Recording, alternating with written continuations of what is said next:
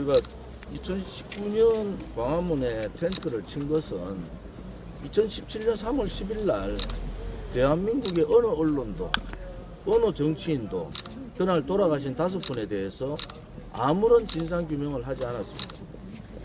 우리는 그 현장에서 2017년 헌법재판소 앞에서 직접 돌아가시는 분들을 확인하고, 제가 2019년 국정감사에서 소방청을 통해서 그분들의 억울한 죽음에 대해서 시인을 받았죠. 그 2019년 국정감사 되기 전까지 대한민국의 언론 방송, 대한민국의 어느 정당, 정치인도 죽은 겁니다. 왜냐하면은 죽으면은 자와 우가 없는 거예요.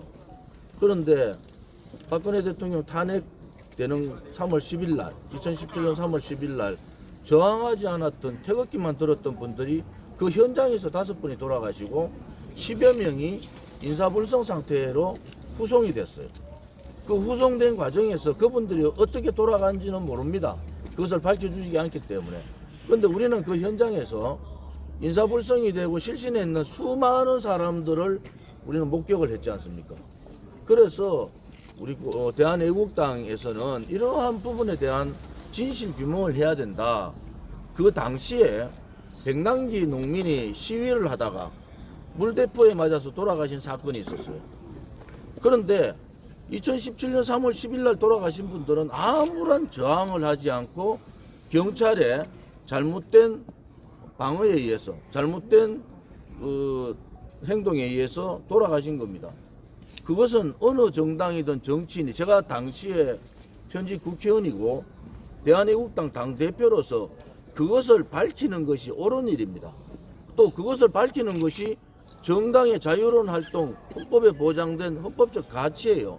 그러면은 침묵하는 것이, 억울한 죽음에 대해서 침묵하는 것이 옳은 것이 아니라 그 침묵하는 사람들보다 억울한 죽음을 밝히겠다고 정당이 나서서 그러한 정당의 정치적인 활동을 하는 것은 헌법이 보장된 내용이고, 앞으로도 어떠한 죽음이 억울하게 있으면은 그것은 진상규명과 책임자 처벌과 또 배상을 해야 되는 거 아닙니까?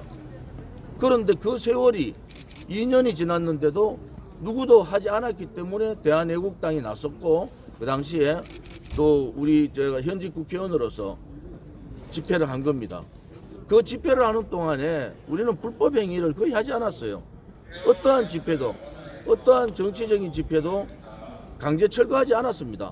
정치적인 집회에서는 서로 간의 소통을 통해서 하는 거지, 문재인 정권에서, 청와대에서, 당시 청와대에서 호통 한번 치고 저런 광화문의 불법 행위를 그냥 놔둘 거냐, 그 한마디에 박원순 시장이 나서서 용역 깡패를 동원하고 현장에 있던 150명 중에 여러분들이 100여 명이, 110명이 부상을 당해서 진단서를 끊은 사건이에요. 그 당시에 수십 개의 유튜버들이 생중계를 했고, 그 많은 사람들의 폭행 현장이 유튜브에 그대로 남아있는 기록이 있습니다. 이것은 공권력에 의한 폭력행위예요. 공권력에 의한 폭력행위에 저항을 하는 것은 당연한 일입니다. 맞습니다. 공권력의 불법 행정 대집행의 불법성이 당연하고, 그 불법성에서도 행정 대집행은 사람에 대해서는 절대 할 수 없도록 법적으로 되어 있지 않습니까? 근데 그들은 사람들을 폭행을 한 거예요. 실질적으로 위력으로, 공권력의 위력으로 공포감을 만들고, 거기에서 100여 명이 진단서를 끊고 지금까지도 고통의 삶을 살고 있는 분들이 많습니다. 그런데 그 당시에 있었던 사건이 많은 사람들이 보고 분노해서 그 당시에 그 이후에 대한애국당의 대거 입당 사례가 벌어진 거예요. 왜? 공권력의 잘못된 공권력 행위를 받고, 또 거짓과 불의와 싸우는 우리 공화당의 모습을 봤기 때문에, 대한애국당의 모습을 봤기 때문에 그때 많은 국민들이 우리 대한애국당에 대거 입당을 한 겁니다. 지금도 마찬가지지만은 정당은 혹은 정치인은 거짓과 불의는 목숨을 걸고 싸우는 겁니다. 거짓과 불의를 덮는 것이 잘못한 것이지, 그것도 그 불의가 목숨을 아무런 저항하지 않는 태극기만 들었는 국민이 현장에서 5분이 돌아가시는데도 저항하지 않는 것이 잘못하는 겁니다. 대한애국당의 행위는 저항하는 행위는 절대 잘못한 행위가 아니다. 또 오늘 재판부에서 그 행정대집행에 대해서 이런저런 얘기를 하시는데 행정대집행에 누가 사람을 그렇게 두드리 패고 150명 있는 중에서 110명이 부상을 당하는 경우가 어디 있습니까? 대한민국은 헌법적 가치를 지키는 나라예요. 대한민국의 공권력이 헌법적 가치를 지키는 정상적인 정당, 정치인에 대해서 사법적인 잣대를 갖다 대는 것은 대단히 잘못된 거다. 맞습니다. 그러면 어느 누가 불의와 싸울 수 있고 어느 누가 억울한 죽음의 진상을 규명할 수 있고 어느 누가 거짓의 세력들과 싸울 수가 있습니까? 이번 재판부의 판결은 승복할 수가 없습니다. 또 하나는 아무리 제가 정당 대표고 조용히 하세요. 제가 정당 대표고 그러면은 저를 경찰이나 검찰에서 소환 조사를 해야 되지 않습니까? 소환 조사 한 번 없이 1년 6개월 실형을 때리는 나라가 어디 있습니까? 잘못된 거예요. 저는 이 사건에 대해서 그냥 서류로만 접수시켰지 소환 조사 한 번 받은 적이 없는 겁니다. 그리고 재판 과정에서 여러분들 아시다시피 저 말고 또 많은 사람들이 무슨 죄가 있습니까? 그러면 예를 들어서 저를 그렇게 불법적으로 몰고 싶으면 나머지 분들은 무죄를 선고하는 것이 맞죠? 맞습니다. 재판장 말대로 또 내가 수개고 내 지시에 따라 했다 그러면 그분들은 무죄를 선고하는 거죠. 그래서 이번 판결은 대한민국의 헌법적 가치, 자유민주주의에 대한 도전의 판결이다. 또 하나는 이번 법적 이 판결은 정의에 대한 도전이다. 이제 불의의 세력들이 어떠한 불법 행위를 하더라도 어떠한 정당도 어떠한 정치인도 특히 국회의원에 대해서 얘기를 하는데 어떠한 국회의원도 그 잘못된 부분에 대해서 저항할 수 있느냐. 자유민주주의 체제라는 것은 불의와 거짓에 저항을 하는 겁니다. 맞습니다. 여기는 공산주의 국가가 아니에요. 잘못된 불의와 거짓에 대해서는 당당하게 저항을 하는 것이 맞지 않습니까? 맞습니다. 그러면은 5분이 돌아가셨는데 어느 방송 언론도 책임자 처벌도 없이 진상규명도 안 하는 것이 맞습니까? 그것을 진상규명을 통해서 밝히는 것이 맞습니까? 아무리 얘기하지 않아도 얘기해도 물 좀 없어요? 언론 방송이 거짓 촛불의 언론 방송이 두려운 거 아닙니까? 자, 우리가 그래서 우리가 광화문에 텐트를 친 거고 또 그 사건 과정에서 텐트가 2동에 있었는데 한 동을 치울 때는 아무 사고가 없었잖아요. 경찰이 제가 한 동을 치우려고 들어가는데 그걸 막은 것이 경찰입니다. 맞습니다. 경찰이 그렇게 하지 않았으면은 행정 대집행에 우리 사람들은 아무도 다치지 않고 다 빠졌을 거예요. 그 이후에 텐트를 쳤을 때 경찰이 행정 대집행 우리 다 자진 철거한 겁니다. 누가 책임 있는 겁니까?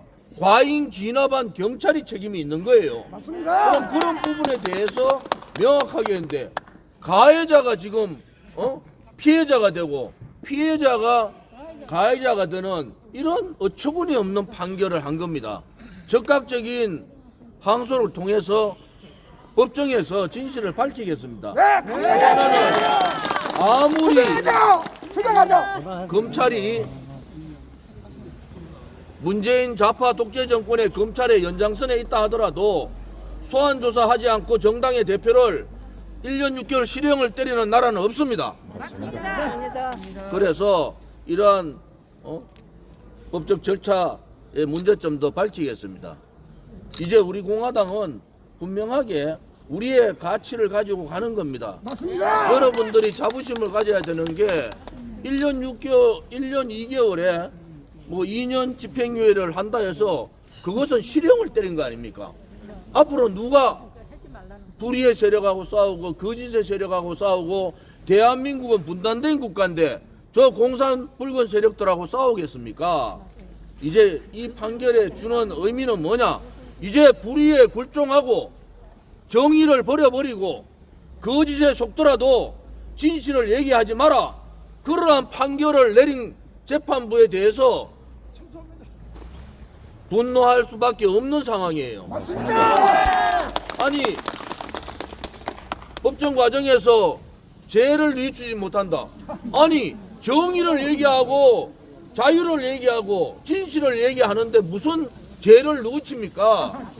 오히려 이번 판결로 인해서 수많은 자유우파 국민과 우리 공화당 동지들이 똘똘 뭉쳐서 우리 공화당에 가고자 하는 가치, 박근혜 대통령에 대한 불법 탄핵에 대한 진실 규명, 진정한 명예회복, 그리고 우리 공화당에 가지고 가는 진실 정의의 투쟁, 자유민주주의 체제를 지키고 자유시장 경제를 지키고 자유통일을 이룬 그날까지 우리의 가치에는 어떠한 굴종도 어떠한 패배도 없는 겁니다. 여러분들 이 판결에 대해서 여러분들이 분노하셔야 됩니다. 특히 오세훈 시장의 행위에 대해서 분노하지 않을 수가 없어요. 오세훈 시장은 우리 공화당을 극우라고 얘기했어요. 그리고 치하 조치를 할 수 있는데 치하 안 시켜줬습니다. 오세훈 시장에 대해서 더 이상 얘기하지 않겠어요. 우리는 분명하게 오세훈 시장에 대해서 그 대가를 치르도록 하겠다. 이제 재판부의 판결과는 다르게 또 하나 우리가 행정대집행 문제 말고도 대한민국 땅에 평창올림픽이 평양올림픽으로 전락하고 거짓 평화쇼를 통해서 국민들을 속인 것은 맞지 않습니까? 대한민국 땅에 그 붉은 괴뢰에 망경보가 오는데 망경보고 오는 거를 반대 저지 운동하는 것은 대한민국의 자유민주주의가 살아있다는 것을 보이는 거 아닙니까? 맞습니다. 그날 분명히 방파제에서 기자회견을 8명이서 기자회견한 거예요. 그 많은 분들이 오는 부분에 대해서는 내가 누가 오는지 어떻게 합니까? 거기에는 많은 우파 시민단체들이 왔지 않습니까?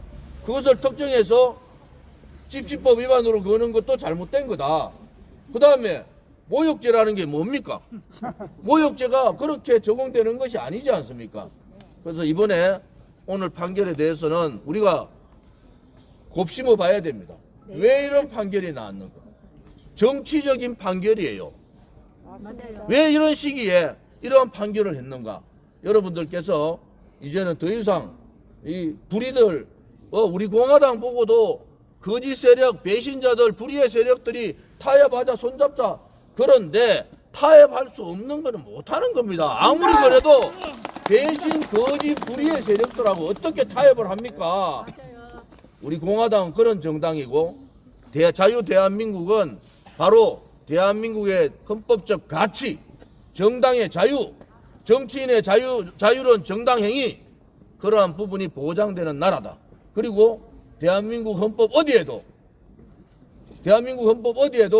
공권력을 가지고 국민을 집단 폭행하라는 법은 없습니다.